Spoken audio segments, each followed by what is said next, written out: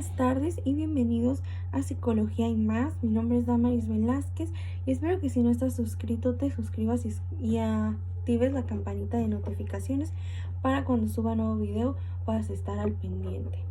Bueno, el tema de hoy que traigo es un tema muy interesante y que me han pedido mucho. Como hablamos de psicología social, espero que no se confundan con sociología. Sí tiene que ver con lo social, pero en un momento les voy a explicar más qué es la psicología social y otros puntos muy importantes de esta rama de la psicología. Recuerden que todos los martes subo la dinámica con la que estaremos haciendo nuestros videos. En esta ocasión les pedí que me compartieran alguna experiencia que tuviera que ver con la desigualdad de género y me llegaron demasiados tweets y estoy muy agradecida por eso. En un momento más vamos a hablar sobre este tema, pero para adentrarnos más en qué es la psicología social y en todo este tema, quisiera empezar con esta pregunta. ¿Qué es la psicología social? ¿Qué entendemos por psicología social? Sé que en ocasiones podemos confundirnos, ¿no? Y creer que se trata de sociología. Pero ahora les voy a explicar un poco más sobre cuál es el objetivo de esta ciencia. La psicología social se centra en el individuo y en su interacción con su contexto social, es decir, en la persona y cómo él se desarrolla en la sociedad. Su objetivo es estudiar todo sobre la persona, desde sus creencias hasta sus emociones inconscientes. De esta manera se distingue de las demás ciencias sociales como lo es la economía o las ciencias políticas. El contexto social influye mucho en el comportamiento de cada uno de nosotros. Esto se debe a la presencia de los demás, que también nos afecta para determinar cómo nos comportamos. No es lo mismo cuando estamos solos a cuando estamos acompañados. Siempre, y esto es ley, siempre nos afecta el que esté alguien más. A veces positivamente y a veces negativamente, ¿no? Nos podemos poner nerviosos o cambiar nuestra actitud dependiendo de dónde estamos. A partir de esto también damos respuesta a lo que viene siendo la estructura social. Y para que me entiendan más, me refiero al rol que desempeñamos en esta sociedad y qué se espera de nosotros a partir de este rol. Todos tenemos una función en la sociedad, todos nos desarrollamos en algo y nos ocupamos de algo. Por lo tanto, se esperan cosas de nosotros. Un ejemplo que me gusta dar es cuando conocemos a alguien, ¿no? Y nos dicen, ella es una licenciada. Entonces yo ya espero que esta persona sea una persona educada por el simple hecho de que tenga un título, sin siquiera conocerla. Es decir, nosotros ya le damos, ya esperamos algo de esta persona, ¿no? Una forma de comportarse. Y eso es algo muy interesante que vamos a seguir retomando a continuación. Pero para adentrarnos bien en la psicología social, ¿cómo es que nace esta ciencia? ¿De dónde viene? ¿Empezó antes que la psicología o después? ¿O cómo es que estas dos se unen? Bueno, nos vamos a remontar entre los años 1880 y 1920, que es el nacimiento formal de la psicología social. A pesar de que ya se estaba trabajando más en esto, no se había hecho en sí un estudio publicado importante que dijera, esto es psicología social. Es por eso que se le conoce a Norman Triplett como el fundador de la psicología social, pues fue el primero en publicar un artículo de la psicología social a finales del siglo XIX. Pero él no fue el único aportador importante, aunque es al quien se le atribuye este título. Hubieron más personas que claramente dieron grandes aportaciones, como lo fue Max Richterman por realizar un estudio, fue una investigación en 1880 y se publicó en 1914, por eso fue poquito después. Para 1936, Gordon Allport y otros psicólogos sociales crearon una sociedad para el estudio de la psicología social, el estudio psicológico de temas sociales. Y en 1960, Stanley Milgram realizó una investigación que vinculó la época después de la Segunda Guerra Mundial con la era de la Revolución Social. Y a mediados de 1970 y 1990, la psicología social obtuvo mayor reconocimiento profesional en Estados Unidos y Canadá. Entonces ya estamos viendo cómo se empieza a formar, ¿no? Esta ciencia empieza a tomar más poder y más formalidad, hasta el momento que ahora nosotros conocemos a la psicología social como una ciencia que se sigue haciendo aportes a esta ciencia, que es muy importante en la psicología. Bueno, para no aburrirlos, después de esta introducción quisiera platicarles un poco más sobre los temas importantes de la psicología social, como lo son el carácter social.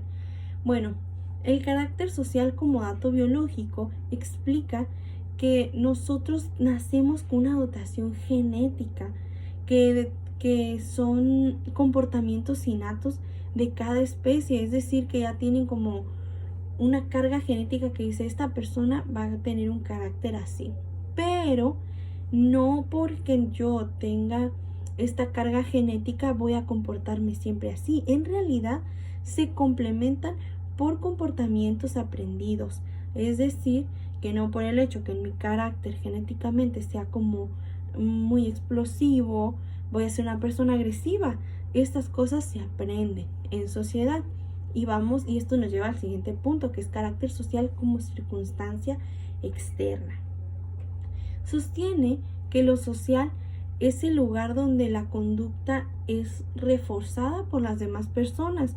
Como lo comentaba hace unos minutos, la psicología social plantea que nuestro carácter social se debe a la circunstancia externa en la que estemos, es decir, los demás van a reforzar lo que nosotros hagamos. Por ejemplo, si yo hago un chiste o tengo cierta conducta en un grupo de personas, pero no es agradable a ellos o veo que no fue chistoso, entonces voy a dejar de hacerlo porque no fue reforzado, y viceversa, ¿no? Cuando nosotros tenemos una actitud y los demás les agrada, lo refuerzan, entonces seguimos, ¿no? Seguimos fomentando ese comportamiento.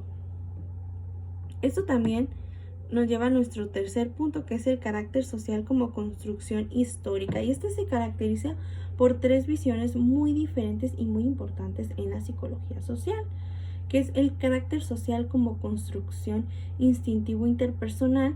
Esto se refiere a las pulsiones o instintos de vida que como humanos compartimos y son nuestro motor de existencia. El carácter social como construcción cultural interpersonal menciona que lo social se caracteriza por la interacción y las relaciones interpersonales, creando una cultura en común, es decir, que comparten mismos símbolos y que tienen un significado para determinado grupo de personas. El carácter social como construcción grupal interpersonal, según la visión marxista, dice que la personalidad es formada por la influencia de la sociedad de la que te rodeas. Es decir, que nuestra personalidad se forma gracias al lugar donde nosotros nos rodeamos, con las personas con las que convivimos. Y ahora vamos a los niveles de referencia social. A esto llegamos a las relaciones primarias. ¿Qué son las relaciones primarias? Bueno, el nombre casi nos los dice todo. Las relaciones primarias son vínculos los primeros vínculos que nosotros creamos, los primeros vínculos sociales en los que nosotros vamos a aprender cómo socializar. Estos pueden ser la familia, amigos muy cercanos, y estos grupos primarios tienen mucho, pero mucho peso en cómo se forma nuestra personalidad. Es por eso que me gustaría que tomen nota de esto. Nosotros en nuestros grupos sociales primarios, como lo puede ser que tengamos hijos, hermanitos, estamos formando, siendo parte importante de su personalidad. Es por eso que debemos aportar cosas buenas a su formación, ¿no? A ser buenos ciudadanos. Y luego seguimos con las relaciones funcionales. Y esto se refiere a que existe en la sociedad un orden y que todos funcionamos en grupos sociales. Pertenecemos a estos grupos sociales y funcionamos en ellos. Tenemos una función. Esto ya tiene un orden social. Y luego seguimos con las relaciones estructurales. Bueno, esto me gusta comentarlo porque significa la diferenciación de las clases sociales. Yo creo que ya se han de imaginar qué tipo de diferenciación hay. Y son dos grupos grandes, pero muy diferentes. Hay una diferencia abismal.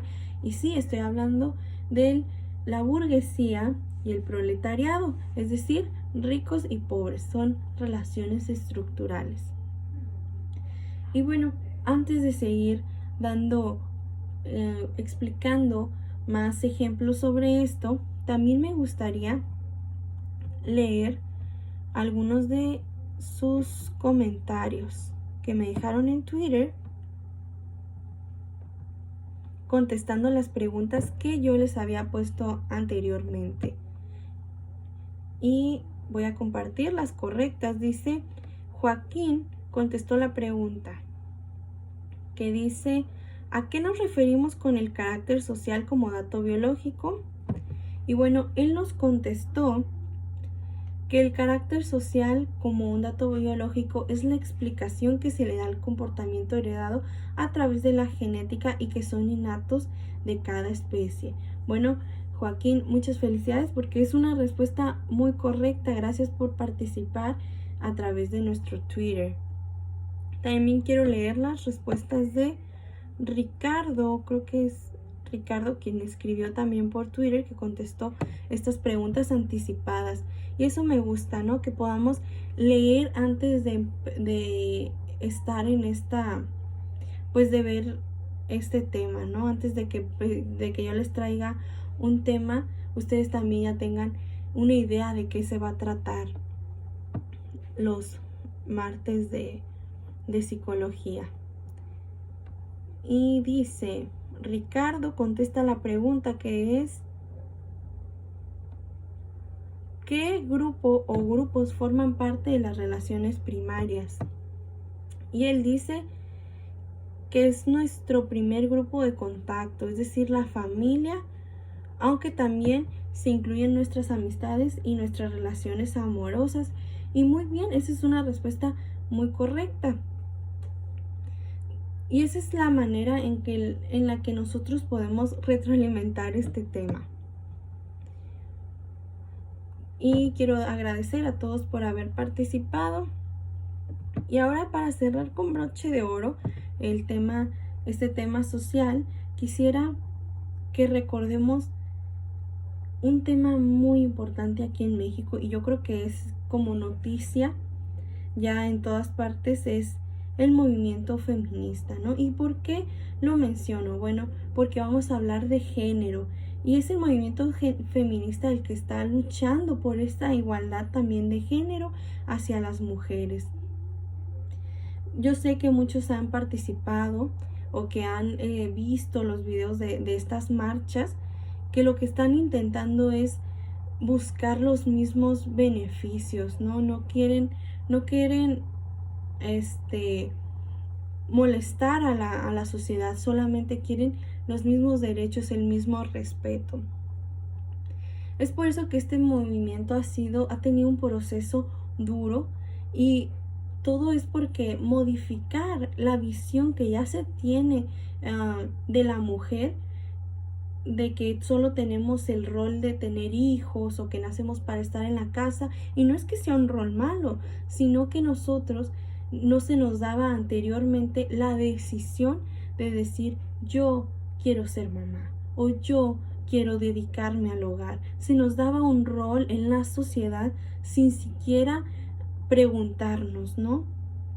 Actualmente, en el Instituto Nacional de la Mujer se capacita a funcionarios para enseñarles a las víctimas, para que ellos puedan mostrarles, sí, a las víctimas de violencia, que no se puede proceder legalmente si no se hace un registro de los hechos. Y esto es algo que a mí me gusta comentar, que es necesitamos crear una cultura de denuncia, una cultura que defiende tanto hombres y mujeres. Desde casa debemos fomentar este tipo de cultura, el que nosotros no nos quedemos callados y siempre busquemos a la ley, porque para eso están para eso están estas instituciones, para protegernos y guardar nuestra dignidad y salvaguardar nuestros derechos. Y como motivo para generar conciencia de esta situación, estaré leyendo los testimonios que me dejaron en Twitter, como lo mencioné al inicio de este video. Pedí por Twitter que me contaran sus experiencias con este tema, ¿no? De igualdad de género. Y recuerden, pueden ser anónimos en cualquier momento que ustedes decidan participar, pueden participar anónimamente. Y yo tengo el testimonio que me envió mi querida amiga Ana Karen Flores. Ella es de Michoacán y dice: hola, muy buenas tardes, Damaris.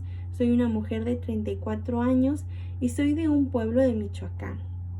Mi familia es una familia machista, pues solo se le da educación a los hombres. Es por eso que a la edad de 15 años escapé de mi casa para poder tener una mejor vida. Y hoy tengo mi propia empresa, soy licenciada en administración de empresas y creo que el cambio por el que luchamos se está formando en las generaciones futuras y esto me llena de esperanza. Gracias, muchas gracias Ana Karen por haber compartido con nosotros esta vivencia tan personal y tan motivadora. Creo, como Ana Karen, que como les mencionaba, creo que al igual que Ana Karen, el cambio se está empezando a dar y estamos formando una generación que no va a tener este tipo de cultura, ¿no? Estamos fomentando en ellos cosas buenas y eso también me llena de esperanza. Ahora tenemos a Blanca Pecas 96, quien nos escribió también por Twitter. Ella dice: hola, mi nombre es Blanca y cuando yo no era niña siempre se me dijo que por ser mujer solo debía dedicarme a encontrar un buen novio. Cuando cumplí 18 me casé con mi ex esposo, quien me llevaba 5 años, y le permití una vida de abusos porque era para lo que yo había nacido. Hoy en día sigo yendo a terapia, pero cada vez entiendo más cómo cambiar desde dentro toda esta estructura machista que se me fue enseñada, por la cual yo sufrí tanto. Muchas gracias, Blanca, por abrirte con nosotros y poder usar estas vivencias como ejemplo de que debemos de exigir los mismos derechos y cómo este cambio ha ido, cómo era antes, cómo muchas personas, muchas mujeres pasaron por estas circunstancias, estas situaciones que fueron desagradables, pero que ahora luchan también por una igualdad, por una equidad, porque cuando hablamos de igualdad es darle lo mismo a todos, pero cuando hablamos de equidad es darle a cada persona para que estemos en las mismas circunstancias, porque como sabemos, no todos tenemos las mismas circunstancias, no todos tienen los mismos privilegios. Entonces hay que fomentar esta cultura, esta nueva cultura que se está formando, porque aunque sí es cierto, aún se está luchando, aún no hay cosas que siguen estando mal, aún sigue existiendo el machismo, todavía hay desigualdad en los empleos, más oportunidades para hombres o mejores puestos también para ellos, ¿no? En el pago, en las escuelas y en diferentes cosas podemos ver esa diferencia, pero sabemos que es un cambio que se va a dar porque se ha ido luchando, tiene una historia detrás de todo esto y se sigue luchando, se siguen haciendo cambios, aún hay muchas campañas, actualmente más influencers hablan de esto, como fue el caso de de Nat Campos también, que habló sobre un abuso, ¿no? Y ella nos está mostrando que aun cuando pasa el tiempo, nuestra voz no debe ser silenciada y podemos exigir el mismo respeto. Y es por eso que les animo a ustedes que están escuchándome que sigan estudiando, que sigan informándose y que sobre todo no caigamos en los mismos errores que se cometieron antes, que avancemos como sociedad a un mundo mejor, para ofrecerle un mejor mundo a los que vienen detrás de nosotros, a tus hermanos, a tus hijos, sobrinos, a la generación que viene, dejarle un mejor futuro. Y bueno, pues hemos llegado al final de nuestro programa, al final de este video. Les agradezco una vez más por su atención, por todas sus anécdotas también, por las personas que nos escribieron en Twitter, por los que siguen haciendo preguntas ahí en el chat. Muchas gracias por por esta participación. Y nos vemos hasta la próxima. Recuerden siempre informarse.